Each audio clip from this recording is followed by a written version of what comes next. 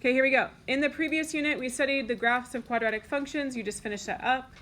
In the real world, quadratics are used to model a variety of scenarios. There are applications in construction, architecture, business, and engineering, just to name a few.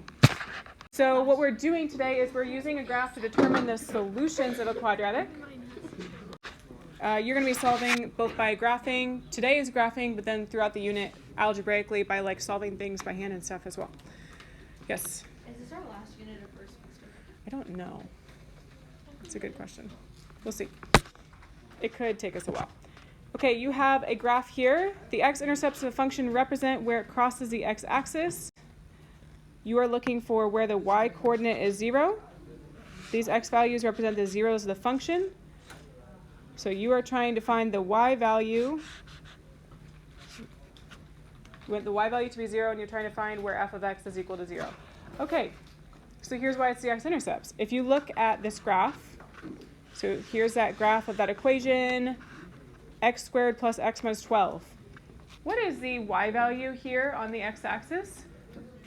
0. The y value is 0. And so because my y value is 0, if I'm asking for you to find the zeros, I'm asking you to find the points that hit the x-axis. So we're looking for where the y value is 0, so that would be here and here. It's my x-intercepts. So go ahead and label these points. This is a point -4, 0, and the other one is 3, 0. So those are my solutions. They are points on the graph, but then you actually can pull them off to make a solution set. So based on the graph, where does f of x equal 0? Well, at -4 and 3. Typically, if this is on like Delta Math or something, they'll want it in a solution set like this with these awesome squiggly brackets that are difficult to draw. Here, what you're doing is setting the equation equal to 0 to find where it hits the x-axis. Look at your graph, and you are looking at the x-axis, and you need to ask yourself, okay, where are my solutions? Can you talk to your table? Where are your solutions? Okay. Yeah. All right. What's wrong with my pen? Your intercepts are at -3 and 2. Okay. So that means that your solutions are at -3 and 2. We're talking about how This is the case because there's 2 x-intercepts, right? So that means there will be 2 solutions. So if I ask you how many solutions are there, it's because of this. Okay, the next one, look at your graph, and you are asking, okay, where does it hit the x-axis? It hits at -1, 0. So that's the actual point. But then I want the solution, so that would just be x equals -1. Because there are how many x-intercepts?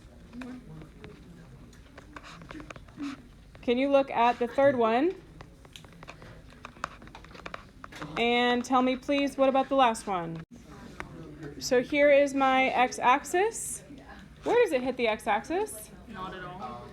It doesn't. Okay, so because it does not cross the x-axis, is it important? Does not cross or hit the x-axis. We could say it either way. What do you think I should say for my solutions? No. No solutions. So don't tell me no x-intercepts. You should say no solutions, which means that you can't solve this quadratic. If you don't have a graphing calculator, you can use Desmos. It's an excellent tool. It is on the EOC, so for my freshmen and sophomores who will take the EOC, it's a good thing to get used to. But your graphing calculator is something you can always use, and so you need to get used to it if you have one. So TI calculators, this is your steps on how to solve. If you have a TI graphing calculator, I will pull you and I will do a tutorial with you. My people who have Casio graphing calculators, so that's like what Logan has, or Brin. These are the newer option or updated ones. This is menu based, and so you will graph it, and then there should be an option to solve. All right, so now we're going to use technology to find the zeros of the corresponding function. Zeros is another way of saying the solutions or the x-intercepts. So we're going to use Desmos. If you have a graphing calculator like a Casio or a TI, then I can teach you how to use it. There we go. But I'm going to use Desmos because that's what I have on this. Okay, so that would be, I'm going to type in my equation real quick.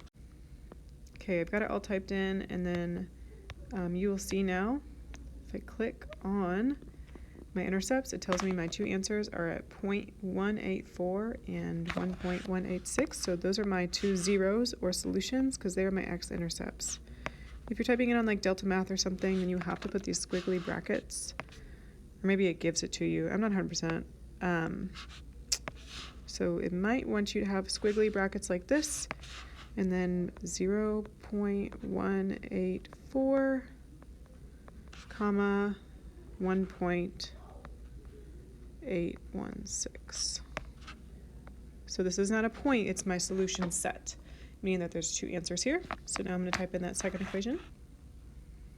Okay, so I've got my equation typed in, and my two solutions you see are at negative 1.162 and 5.162. The reason why we would use a graphing calculator if it's not something that we can like factor or solve algebraically easily. You'll notice the answers here are pretty ugly, so it's a good time to solve by graphing. 5.162. And that's it. So you use a graphing calculator to solve it. If you have a physical one, then you need to learn how to use it.